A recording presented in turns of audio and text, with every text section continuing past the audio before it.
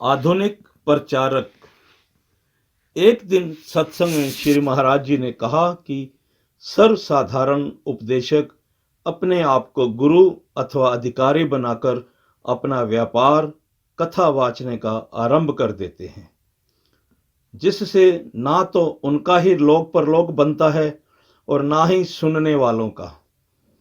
इस प्रकार के उपदेशकों ने ग्रंथों से ही कार्य लेना आरंभ कर रखा है और महापुरुषों के नाम पर अपने परिवार तथा परिवार का पेट का पालन पोषण कर रहे हैं।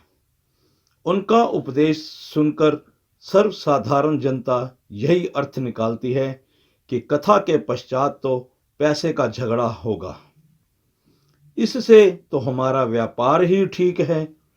कई बार तो लोग यहाँ तक कहते हैं कि यदि हम गृहस्थी उत्पन्न ना होते तो इन बाबा लोगों को रोटी कौन देता। अंत में यह भी हमारे ही द्वार पर जाते हैं।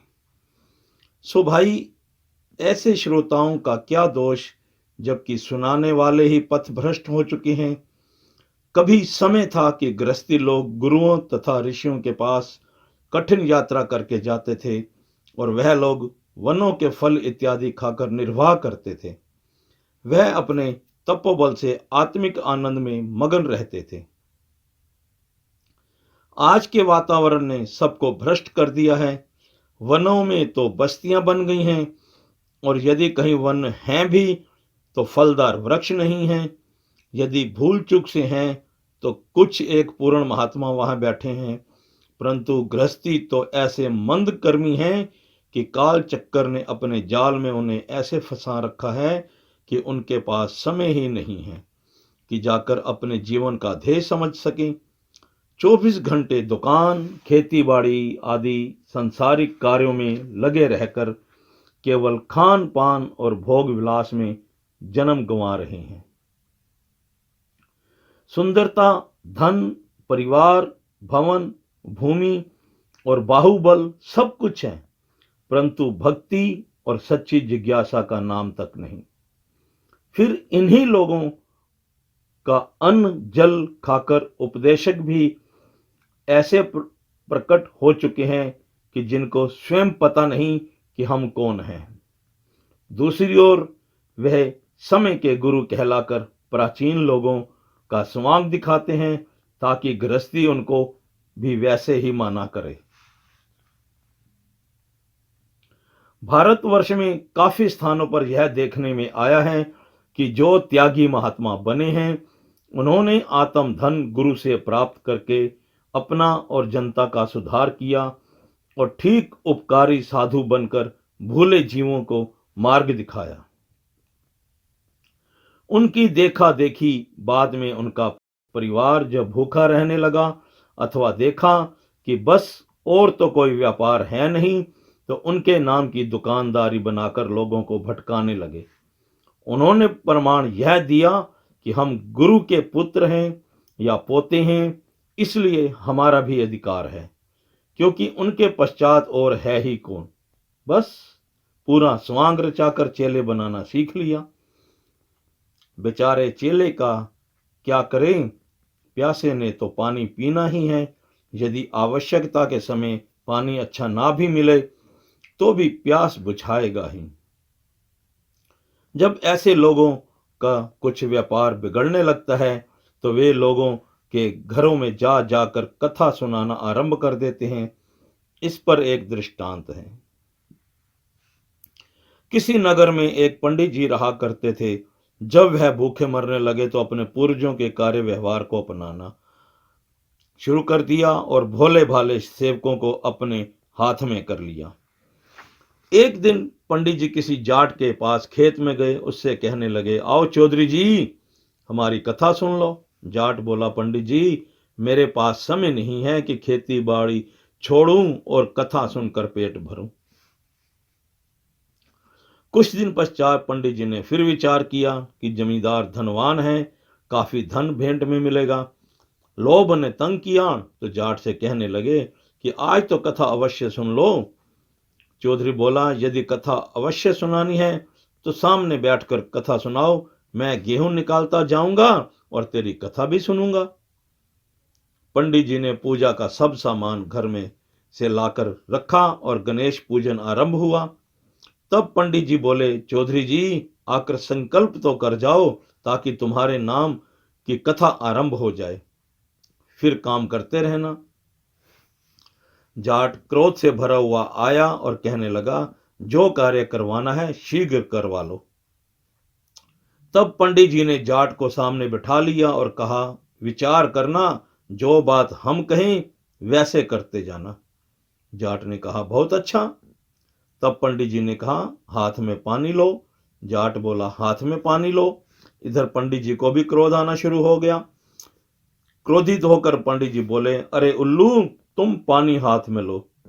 जाट भी बोला, अरे उल्लू, तुम पानी हाथ में लो।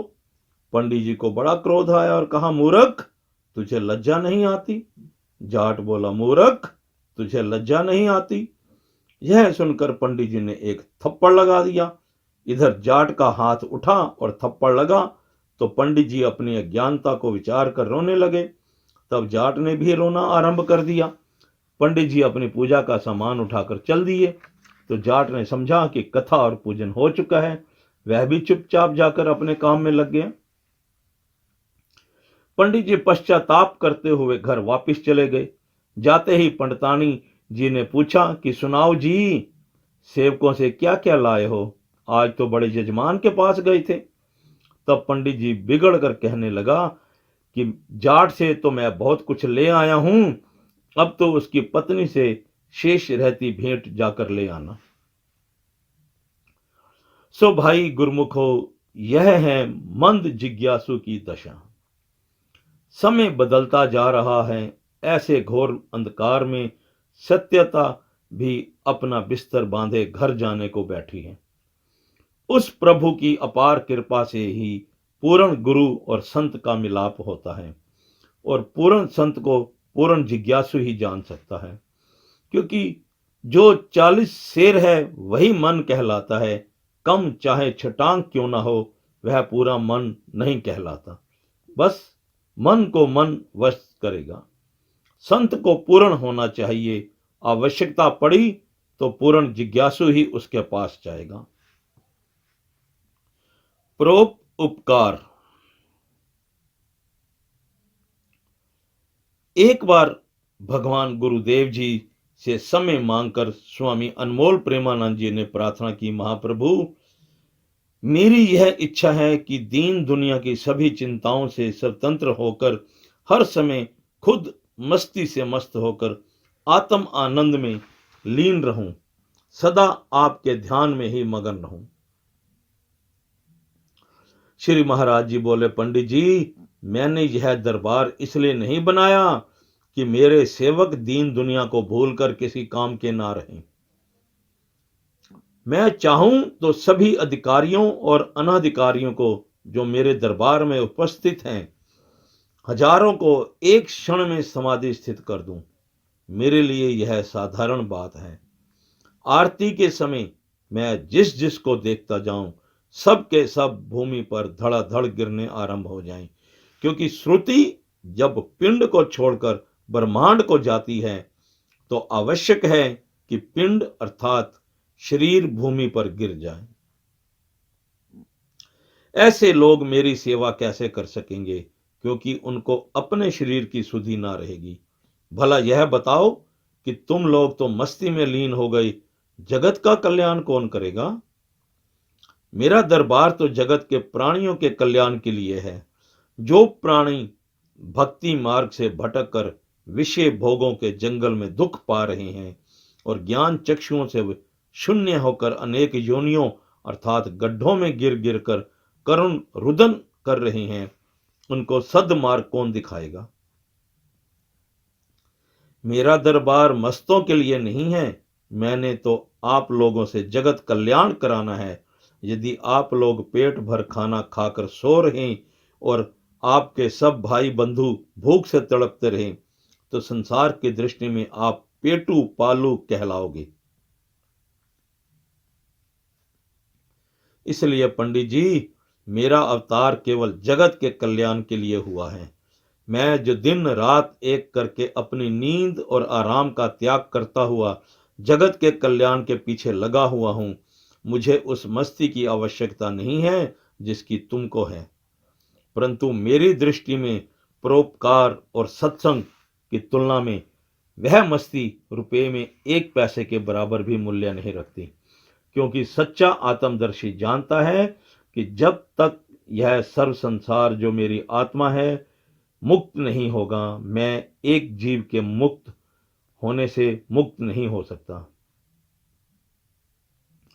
जिस प्रकार एक जहाज दूसरे किनारे से खाली होकर आ रहा हो, तो इसका तात्पर्य यह है कि वह और जीवों को पार करने के लिए ही फिर आया है। पंडित जी, मैं बहुत चकित हूं कि मैं जहाज पर खड़ा होकर संसार सागर में डूबने वाले व्यक्तियों से कह रहा हूं कि यह लोगों, मुझे अपना हाथ पकड़ाओ ताकि तुम्हें खींचकर अपने जहाज पर चढ़ाकर संसार से पार कर दूं। परंतु क्या कहूं पंडित जी, वे मुझे अपना हाथ ना पकड़ाते हुए जन्म मरण रूपी संसार सागर में बहते हुए जा रहे हैं।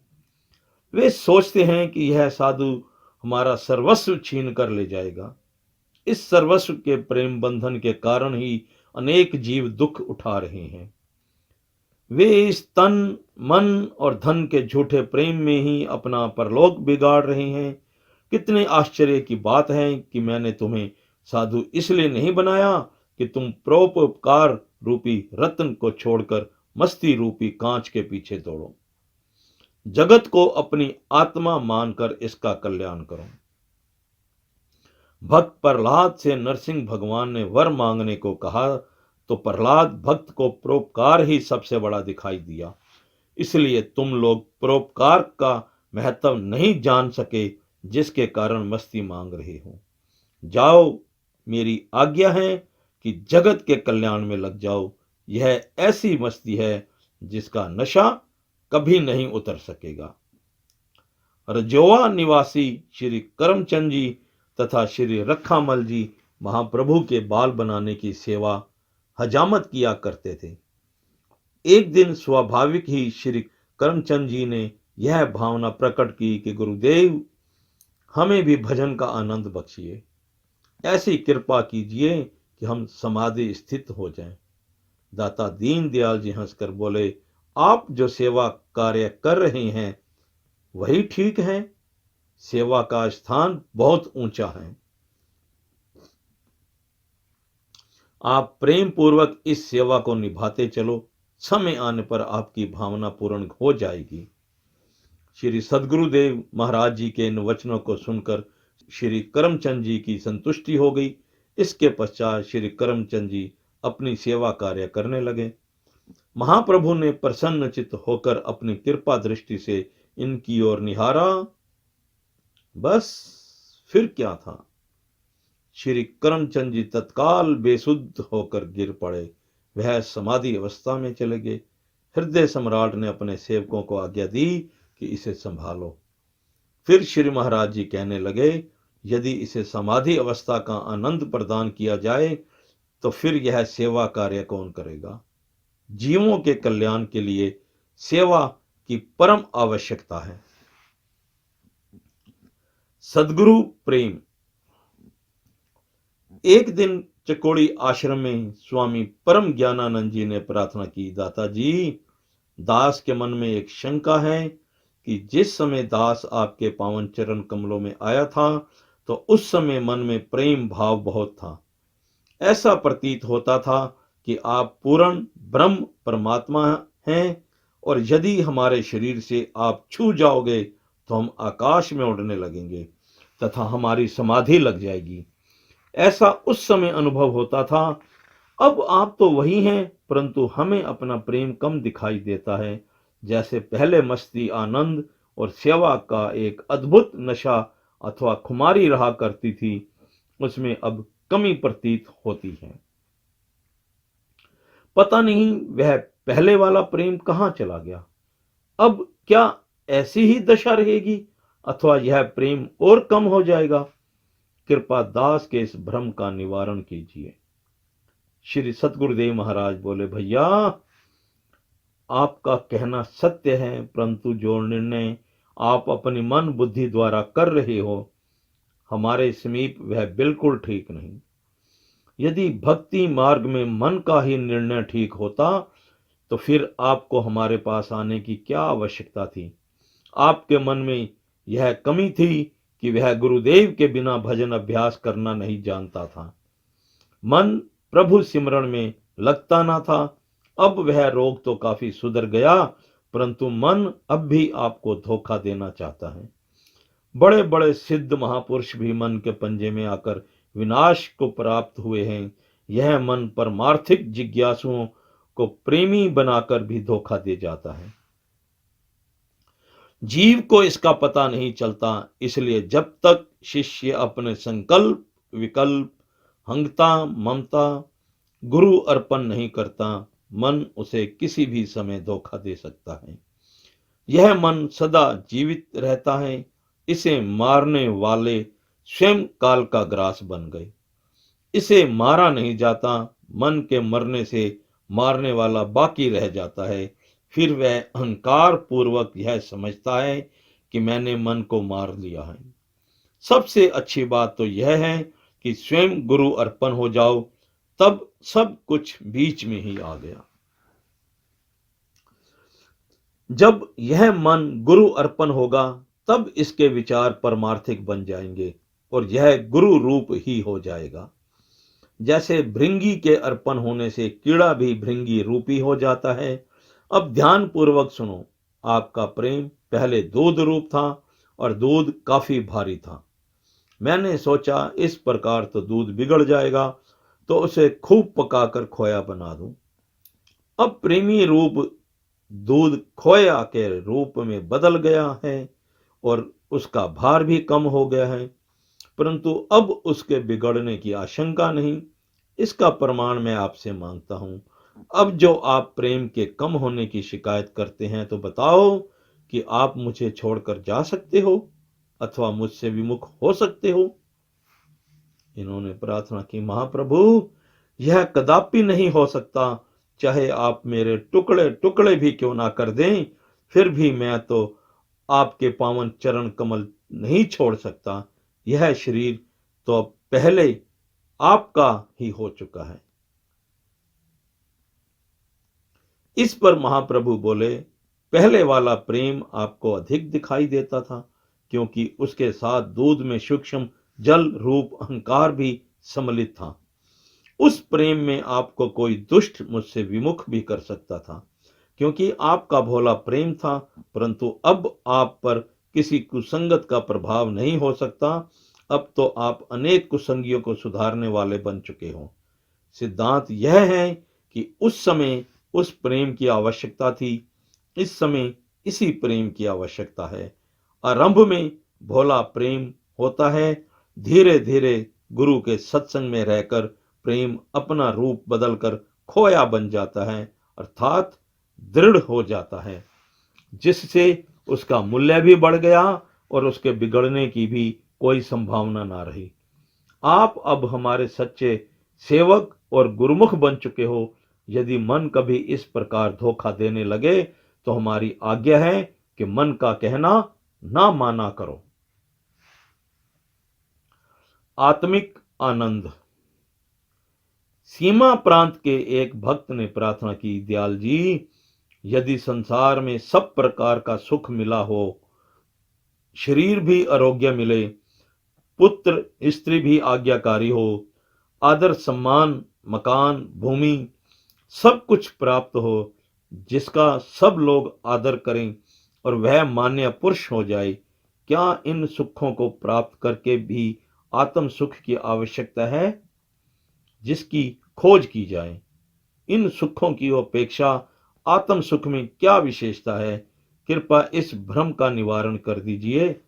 आत्म सुख की खोज करने वाले दुखी, दरिद्री और संसार की दृष्टि से गिरे हुए, बेघर और निर्धन देखे जाते हैं और अंत में संसारियों के पास ही आकर उन्हें सब सुख मिलता है। मेरे मन में कुछ संशय है कि इस संसार का सुख ही सबसे अच्छा सुख है।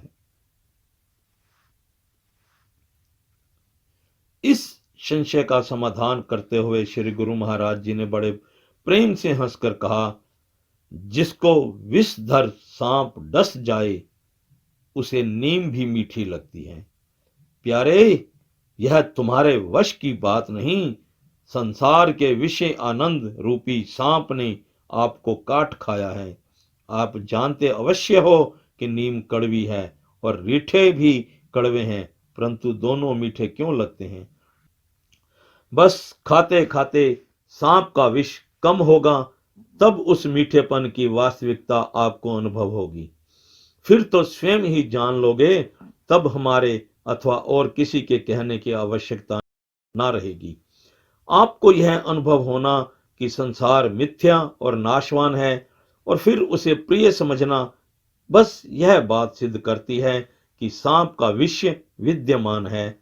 इस पर तनिक विचार करो, जब आप विद्यमान ना थे तो उस समय भी संसार के सुख थे। जब आप चल बसोगे तब भी वे रहेंगे। वे बादलों के समान कभी किसी स्थान पर तो कभी किसी स्थान पर रहते हैं। वे नष्ट नहीं होते, अर्थात संसार देखने में दिखाई देता रहेगा, वास्तव में इसका अस्तित्व कुछ नहीं है। संसार के जो सुख आपने वर्णन किए हैं उनका संग झूठा है। इस सुख के साथ साथ दुख छिपा हुआ है। दुख ने सुख का वेश बनाया हुआ है। धन, पुत्र, स्त्री, मकान तथा संपत्ति क्षण क्षण में नाश की ओर जा रहे हैं। यह सारे सुख नष्ट हो सकते हैं, परंतु आत्म सुख अमर है। जीव अज्ञानता में आकर दुखों को सुख मान बैठा है। जो विचारवान है वे अग्नि से अपने आप को बचाकर इससे अनेक प्रकार के काम लेते हैं।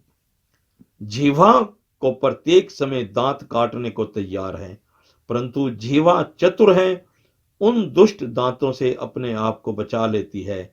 यह जान लेना कि अपने घर की जलाई हुई आग हमें नहीं जला सकती, यह मूर्खता है। अपनी अग्नि भी जला सकती है, यदि उसका पूर्ण रूप से ध्यान ना रखा जाए। इसी प्रकार यह सुख रूपी विषय जो आग के समान भड़क रहे हैं और आप निश्चय कर बैठे हैं कि यह सुख के साधन है, वास्तव में यही आपकी भूल है। यह शरीर का सुख आपका सुख नहीं और ना आप शरीर हो। भला जो जागृत में सुख है वह स्वप्न अवस्था में कहाँ जाता है? स्वप्न अवस्था फिर सुषुप्त में लीन हो जाती है, परंतु जैसे आप जागृत में साक्षी थे वैसे ही स्वप्न और सुषुप्त में भी आप होते हैं।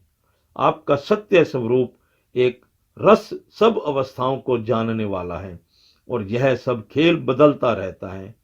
आप बताइए कि सुख रूप आप हो अथवा यह संसार का रस सुख रूप है। आपकी दशा नहीं बदल सकती, परंतु यह संसार और शरीर के नाते बदलने के चक्कर में है। इसलिए निज सुख की खोज करना आवश्यकता है। मैं कौन हूं, यह संसार क्या है, इसका विचार करो। इस उदाहरण पर ध्यान दो। आपने ही परिश्रम करके लाख यत्न से मिठाई लड्डू बनवाए और खाकर लड्डुओं की प्रशंसा करने लगे। यह मूर्खता नहीं तो क्या है? लड्डू स्वादिष्ट हैं, आपने अपने रस से थोड़ा रस उनमें डाला, तब वे आपको आनंददायक प्रतीत होने लगे। यदि आप ना बनाते तो उनकी क्या मजाल थी कि स्वादिष्ट बनते और सुख रूप प्रतीत होते। इसलिए प्रेमी, अपने सुख की खोज करो और जो आपने कहा है कि आत्मदर्शी भी अंत में गृहस्थी के घर आकर सुख पाते हैं, वे बेघर होते हैं, उनको भी यहाँ सुख मिलता है, यह कहना भी महापाप है। भला यह पाप नहीं तो और क्या है? जो उपकारी तत्ववेता महापुरुष होकर भी गृहस्थी का आश्रय लेता है, तो क्या है वह तत्ववेता है? यह तो उन महापुरुषों का उपकार है जो महादुख में जलते हुए अज्ञानी जीव को घर आकर ठंडक पहुंचाते हैं। कोई कहे कि चौकीदार दुखी है और नींद करने वाला सुखी है। इस प्रकार की सुखी व्यक्ति तो घर लुटा बैठेगा यदि उसे जागने वाला आवाज ना दे। निद्रा सुख रूप नहीं, जागृत सुख रूप है। यह अध्यापक की कृपा है कि जो पूर्ण पदवी को पाकर भी अपने शिष्यों को का खा गा पढ़ाने आता है, वह बोलता है, तभी तो दूसरे अज्ञानता को छोड़ते हैं और अध्यापक जैसे विद्वान होकर संसार में सुख पाते हैं। वैराग्य। संवत 1983 विक्रमी फागुन मास में श्री महाराज जी के चरणों में उपस्थित होकर भक्त देवी दयाल जी के पिता श्री जवंदा राम जी चिन्योट निवासी ने प्रार्थना की कि श्री महाराज जी, मेरा पुत्र त्याग करना चाहता है, आप इसे समझाइए कि त्याग अच्छा नहीं, इससे घर नष्ट हो जाएगा। त्याग ग्रस्त के पश्चात किया जाए तो अच्छा है।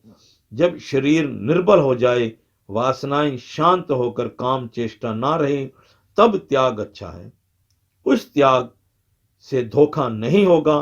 मन विषय भोग से तृप्त होकर निश्चिंत रहेगा और लौटकर गृहस्थ में ना आएगा। बस यही मेरे पुत्र को समझाने का प्रयत्न कीजिए। श्री सद्गुरुदेव महाराज जी बोले, प्रेमी, संसार ने वैराग्य और त्याग भगवे धारण को समझ रखा है क्या? परंतु यह गलत धारणा है। साधु त्याग करके भी शरीर की यात्रा पूरी करने के प्रयत्न में रहा। उसे खाने पहनने और रहने की चिंता बनी रही। जितनी गृहस्थी को अपने सारे घर से ममता है, साधु को उतनी ही अपने वस्त्र और झोले से होती है। साथ ही ईर्ष्या द्वेष भी उत्पन्न हो जाता है। हानि लाभ वर्ण आश्रम अवस्था के साथ साथ ही उत्पन्न होते रहते हैं। वास्तव में सिद्धांत की बात यह है कि प्राचीन समय में सर्वसाधारण लोग अथवा जिज्ञासु जन अपने बच्चों को गुरु आश्रम में बाल्यावस्था में ही भेज देते हैं। उनका तात्पर्य यह होता था कि बच्चे गुरु आज्ञा में 20-25 वर्ष रहकर उस ब्रह्मचारी गुरु से शिक्षा ग्रहण करें और उस शुद्ध वायुमंडल में रहकर निर्मल शुद्ध ब्रह्मचारी बन जाएं। वह गुरु ही उसको गृहस्थ में निर्वाह करने का ढंग सिखलाएगा। वह बच्चा गृहस्थ से तो उपराम ही है। गुरु के पास रहकर उसका चित्त सिमरन भजन और विद्या पठन में लीन है। उसके पास विषय चिंतन के लिए समय ही नहीं। जब वह बच्चा गुरु आज्ञा पाकर गृहस्थ में उतरता था तो उसको एक नियम रूप से निभाता था। उसका मन सदैव उपराम रहता था। ब्रह्मचर्या के पश्चात अपने जीवन के दूसरे भाग गृहस्थ में रहकर प्रसन्नता पूर्वक जीवन बिताता था और फिर वानप्रस्थी हो जाता था। यह भी एक आवश्यक नियम था। उसने राज सुख को पाकर त्याग क्यों किया? उसका कारण यह है कि वह इस भंगुर सुख से महान सुख को अनुभव गुरु आश्रम में रहकर कर चुका है, जिससे इस तुच्छ सुख को त्यागते समय उसको कुछ क्लेश नहीं हुआ। उसको ना ही घर वालों ने तंग किया और ना ही कोई और बाधा आई, क्योंकि उसकी मनोभावना तो त्याग और वैराग्य से युक्त थी। उस समय शरीर शुद्ध अन्न से बना और पला हुआ था। शुद्ध अन्न और शुद्ध भावना से बुद्धि भी शुद्ध थी। गृहस्थ धर्म का पालन करने से जो संतान उत्पन्न हुई थी, वह गृहस्थ विषय पूर्ति के लिए ना था। केवल योगी, स्पूत, ईश्वर भक्त, देशभक्त और माता पिता के भक्त बालक उत्पन्न किए जाते थे, और जो बड़े होकर अपने पिता को त्याग करने से रोकते ना थे, क्योंकि उनकी बुद्धि भी माता पिता के अनुकूल ही थी। बचपन से ही उनको उस वातावरण में रखा जाता था जहां घर घर में सत्संग और आत्म विचार हो। आत्म विचार हवन आदि करने से स्वयं वैराग्य की तरंग घट में दौड़ती थी। परंतु आप आजकल के पिता होने के कारण अपने बच्चों को मोहवश परमार्थ से रोकते हैं, क्योंकि आपको वृद्धावस्था में भी वासनाओं ने आसक्त कर रखा है। भला यह तो ग्रस्त करे जैसा कि आप कह रहे हैं, परंतु आप तो बूढ़े हैं। आपने ही कहा है कि वृद्धावस्था में वैराग्य धारण करना चाहिए, तो आप विरक्त होकर दिखाओ, यही बच्चा आपकी सेवा करेगा। यह सुनकर वह प्रेमी बोला कि महाराज जी, मेरे लिए बड़ा कठिन है। यह तो वही दशा हुई कि यदि मैं त्याग कर जाऊं तो नाती पोते का सुख कैसे देखूंगा। तब श्री महाराज जी बोले, फिर मरकर ही त्याग करोगे? उसने उत्तर दिया कि क्या त्याग कोई आवश्यक है? मुझसे तो यह हो ना सकेगा। उसकी बात सुनकर श्री महाराज जी खूब हंसे और फिर बोले, भैया त्याग बहुत आवश्यक है।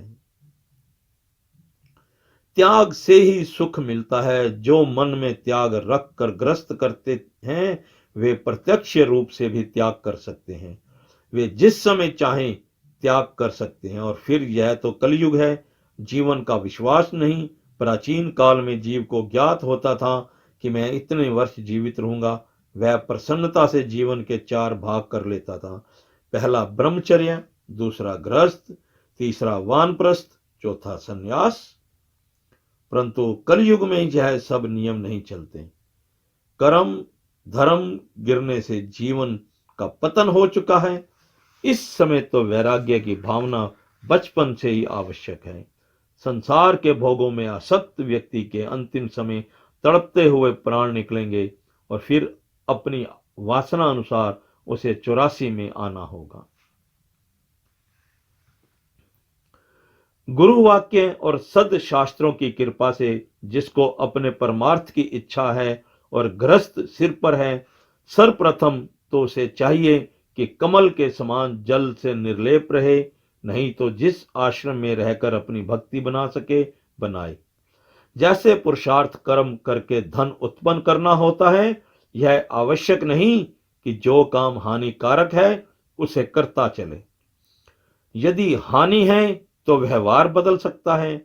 जैसे व्यवहार बदलने में पाप नहीं, वैसे ही परमार्थ सिद्धि के लिए आश्रम बदलने में भी कोई पाप नहीं।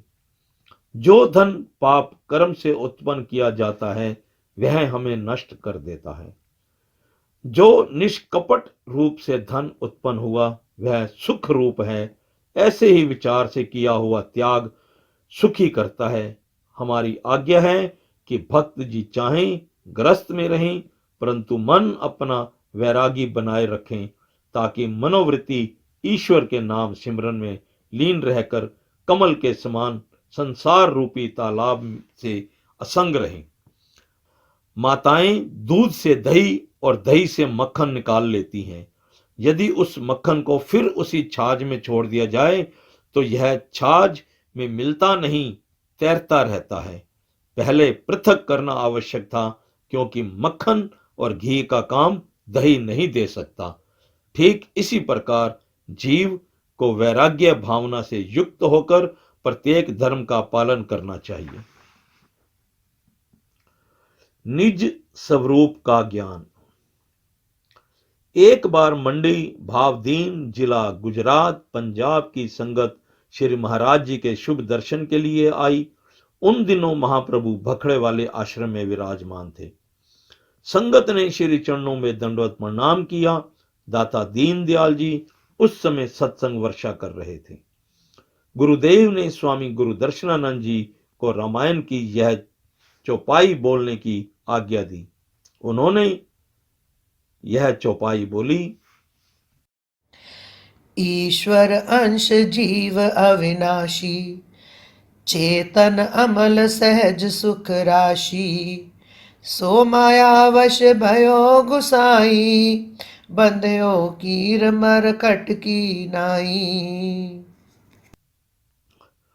भक्त संत राम जी ने प्रार्थना की कि दाता जी, यह जीव ईश्वर अंश होकर माया के वशीभूत हो गया, अब इसे अपने स्वरूप का ज्ञान कैसे होगा? ईश्वर अंश पर माया का पर्दा क्यों पड़ गया और अब यह कैसे दूर हो सकेगा? जीव को शांति कब प्राप्त होगी? श्री महाराज जी ने बड़े प्रेम भरे वचनों से भक्त जी को इस प्रकार समझाना आरंभ किया। महाप्रभु बोले, यह जीव ईश्वर की अंश है और अविनाशी अमल अर्थात मल रहित है। यह सहज ही सुख की राशि अर्थात पुंज है, परंतु यह जीव चेतन अमल और सुख रूप होकर भी माया के आवरण में आ गया है। माया भूल का नाम है। वास्तव में माया सुखदायक नहीं परंतु जो भूल है वही माया है।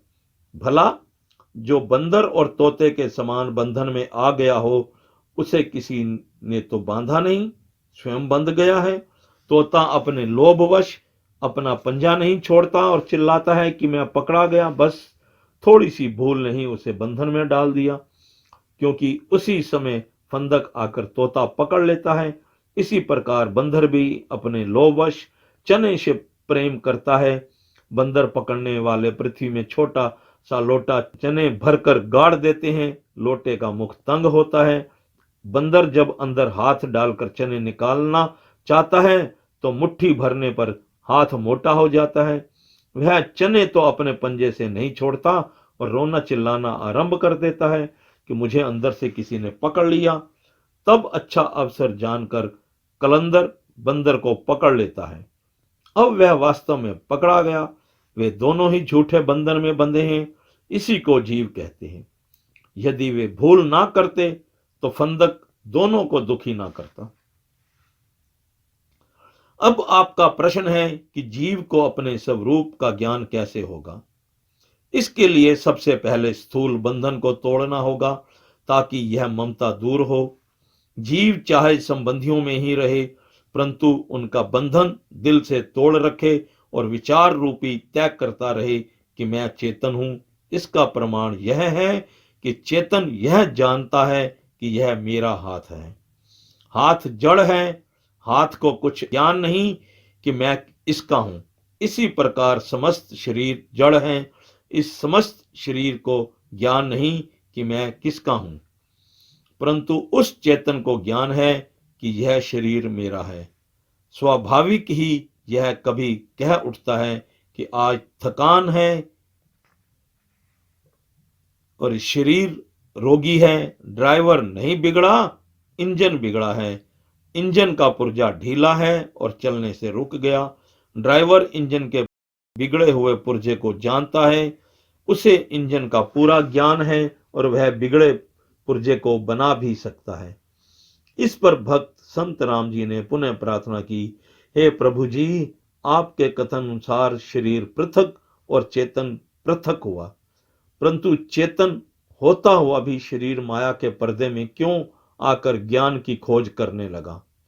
जब यह है ही चेतन अंश, तो फिर उसको बिगाड़ का भ्रम ही क्यों हुआ।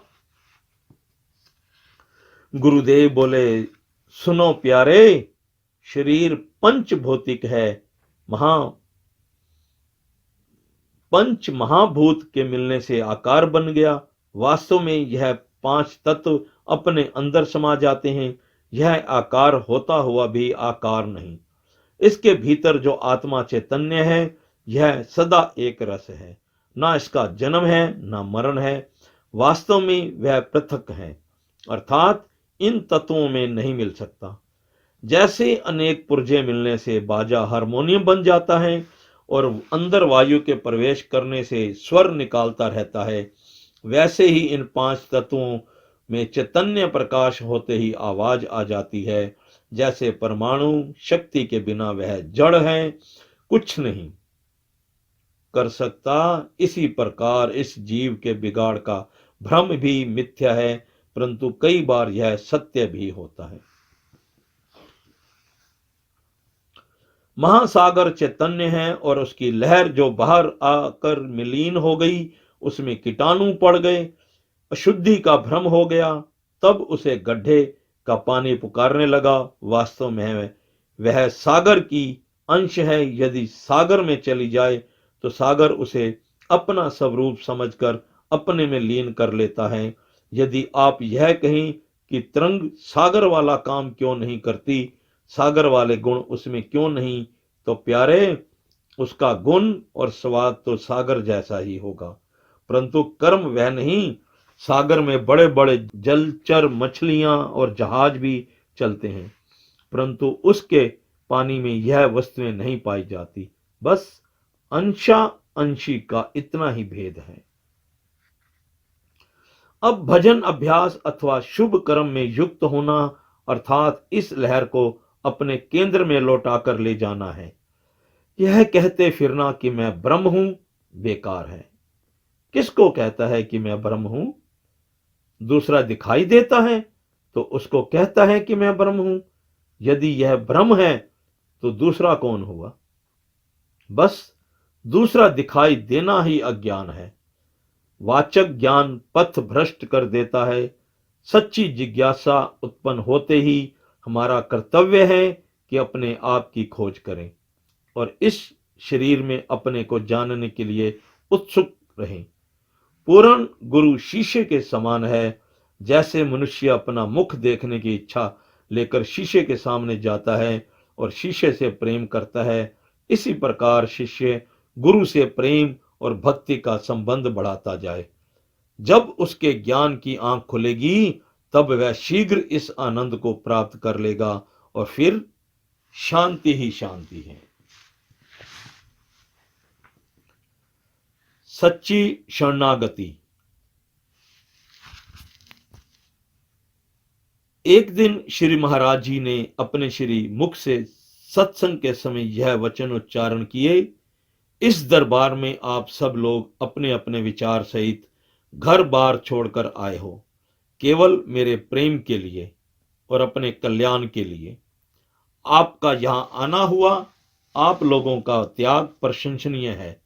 आपने जो कुछ कर दिखाया ऐसा प्राचीन काल में कदापि हुआ होगा, परंतु जो अभी ग्रस्त वेश में हैं अथवा वानप्रस्थ हैं और भगवा भेष नहीं लिया, हम भी अभी आपको भगवा भेष देकर खुश नहीं हैं। अभी आप उस रूप तक नहीं पहुंचे, केवल उस मंजिल तक जाने की इच्छा है। अभी आप लोगों के मार्ग में बहुत से बंधन हैं। जिस भारी बंधन को आप तोड़कर आए हो, उन बंधनों की सूक्ष्म जड़ें अभी विद्यमान हैं, जो फिर स्थूल बन सकती हैं।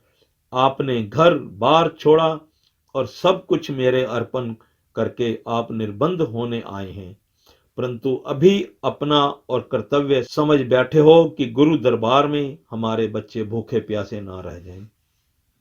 परिवार की ममता आपको फिर चक्कर में डाल देगी। जिस ध्येय को आप लेकर आए थे, बड़े दुख की बात है कि वह ध्येय इसी जल तरंग में फंस गया है। मन आपको धोखा दे रहा है और कहता है कि यह शरीर और बाल बच्चे भी श्री गुरु महाराज जी इष्ट देव भगवान के हैं, इनकी सेवा करने से भी हमारा कल्याण ही है। इसके ऊपर एक दृष्टांत है।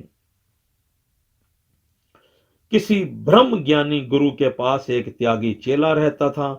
कुछ समय पश्चात गुरुजी ने सेवक का अनुभव जानने के लिए पूछा, बताओ बेटा, हमारी संगत और वचनों का आप पर क्या प्रभाव हुआ? अपना अनुभव हमें बताओ। इतना सुनकर शिष्य बोला कि गुरुदेव, जो संसार बेगाना था वह अपना प्रतीत होने लगा है। मेरे से पृथक कुछ भी नहीं रहा। गुरुजी बोले कि भैया, जो अपना था वह कहां गया? शिष्य ने उत्तर दिया, वह तो अपना ही है। तो गुरुजी खूब हंसे और फिर चिंता करते हुए बोले, बेटा, आपने हमारे सत्संग को उल्टा समझा है। हमने कहा था कि संसार सब ईश्वर रूप ही है और अब ममता ही आगे नहीं बढ़ने देती। अपनी इस ममता रूपी गठड़ी को फेंक दो, तब सब आपका ही है। साधारण लोगों ने जिज्ञासा इसी को मान रखा है और फिर खाली ब्रह्म ज्ञान का कथन कहते हैं कि सब कुछ मैं हूं, सब कुछ मेरा है, परंतु जो मेरा था वह अभी तक मेरा अनुभव ही ना हो सका। श्री गुरु नानक देव जी ने जब मोदी खाना में काम किया और ग्राहकों को सौदा तोलकर देने लगे, तब 1 से 12 तक गिनती करते समय जब 13 का शब्द आया तो उनको यह शब्द बहुत ही प्यारा लगा। फिर वह 13 के अतिरिक्त कुछ बोलते ही नहीं थे, चाहे 1 बार तोलना हो या 100 बार। मुख से 13 शब्द ही निकलता रहा। फिर वह कहने लगे, मैं तेरा, मैं तेरा। यह कहते कहते मैं तू में गुम हो गई और केवल तेरा ही रहा है, तेरा ही रह गया। लोगों में यह चर्चा होने लगी कि दुकान में घाटा पड़ेगा। यह तो प्रत्येक को 13 कहकर सौदा देते हैं और ग्राहक जितना भी ले जाए परंतु यह तेरा तेरा ही कहते रहते हैं। इस दशा को जानकर उनकी परीक्षा ली गई। तब दुकान से 250 रुपये नगद निकले, अर्थात इतना लाभ हुआ। तब से इन्होंने दुकान का काम ही छोड़ दिया। इसका भावार्थ श्री कबीर साहिब जी के शब्दों में सुनिए। तू करता तू भया, मुझ में रही न हूँ। वारी तेरे नाम पर, जहाँ देखा वहाँ तू। इसलिए प्रेमी, जिन्होंने उस प्रभु से प्यार किया है सो तो वही बन गए, और कई लोग उन महापुरुषों की नकल करते हुए संसार को ठगने लगे। वास्तव में वह महापुरुषों की गति को नहीं जान सके। उनका कर्तव्य तो यह था कि जो दिल में हो वही जीभा पर हो, और जो जीभा कहे वही दिल में हो। ठीक वही करके भी दिखाते। जैसे स्वामी राम तीरथ जी ने अपना घर घाट प्रभु अर्पण कर घर के दरवाजे खोल दिए और लोग सब लूट कर ले गए। उन्होंने सबको ईश्वर रूप जानकर खुशी से सब कुछ दे दिया, और दोनों अबोध बालकों को लाहौर नगर के बाजार में, जहां लोगों की बहुत भीड़ थी, छोड़ दिया। वह बोले, यहां भी मेरा राम है, वह इनकी संभाल उचित समझ करेगा। संसार की दृष्टि में वह निर्दयी थे, परंतु सच्ची सहानुभूति तो इसी को कहा जाता है। यह हर एक का कार्य नहीं। आपका और हमारा संबंध तो केवल परमार्थ का है, परंतु आप तो इस झंझट से खाली नहीं हो सकते। जब आप एकांत समय मांगते हैं तो उस समय यही प्रार्थना करते हो कि हमको अमुक वस्तु की आवश्यकता है। बड़ी कठिनाई से शारीरिक यात्रा ही पूरी करते हो। जिस तुच्छ संसार को त्याग कर आए हो उसको ही अपनी तन यात्रा के लिए मांगते हो। सिमरन रखिए कि यह साधारण ममता ही एक दिन स्थूल बनकर आपको फिर वहां ही ले जाएगी, और आप अपना घर घाट बनाने पर बाध्य हो जाएंगे। अभी आप सब कुछ देकर भी अपने मन को नहीं दे सके। मुझे आपके धन की आवश्यकता नहीं। धन और तन मन के रहने के स्थान हैं। आपको धन दिया तो अपने ही उपभोग के लिए, तन दिया तो यह भी केवल कथनी मात्र। मन आपके धन और तन का पहरा दे रहा है, अर्थात मन अभी आपके पास ही है। धोबी को कपड़े की आवश्यकता होती है, वह कपड़े वाले को थोड़े ही धोने लगता है। मन रूपी कपड़ा गुरु रूपी धोबी को देकर इसको निर्मल अनादि रूप तक पहुंचाना था, परंतु सर्वसाधारण व्यक्ति इस भेद को नहीं जान सके। श्री कबीर साहिब जी का कथन है, गुरु धोबी शिष्य कापड़ा, साबुन सरजनहार। सुरत शिला पर धोइए, निकसे रंग अपार। बस गुरुदेव के अर्पण होने से मन की मलिनता दूर होगी। यही सच्ची शरणागति है। जन कल्याण। एक बार किसी जिज्ञासु ने श्री सद्गुरु दयाल जी से बड़े नम्रता पूर्वक प्रश्न किया, गुरुदेव, महापुरुष अपनी शक्ति द्वारा सर्वसाधारण जनता को क्यों नहीं खींचते? उस प्रेमी की इस शंका को सुनकर गुरुदेव बोले, सर्वशक्तिमान प्रभु ने बहुमूल्य हीरे, पन्ने, मोती, लाल और जवाहर तो कम बनाए, परंतु कोड़ियां लाखों मन बना दी। वास्तव में लाखों मन कोड़ियां ना भी खींची आवें तो उससे क्या हानि हो सकती है? क्या उससे लाल और हीरे का मूल्य कम हो गया? कदापि नहीं, बल्कि लाल को कोड़ियों में रखना ही लाल की हानि है। कोड़ियां लाल तक आ ही नहीं सकती। आपका प्रश्न है कि महापुरुष जनता को अपनी ओर खींचते क्यों नहीं? जो महापुरुष होता है वह इससे नहीं जाना जाता कि वह जनता को खींचे, बल्कि वह तो विशेष जीवों को अपनी ओर खींचता है।